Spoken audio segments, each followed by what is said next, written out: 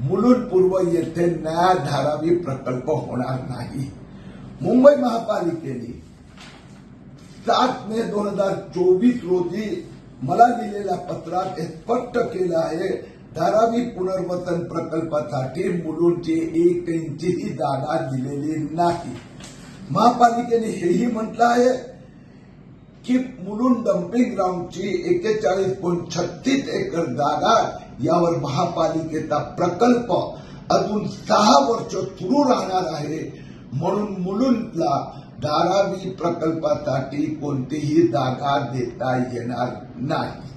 धारावीतील पात्र लोकांचं पुनर्वसन धारावी येते व अपात्र लोकांचं पुनर्वसन धारावीच्या 2-5 किलोमीटर अंतरात करावं असा आग्रह मी महाराष्ट्र सरकारकडे केला आहे।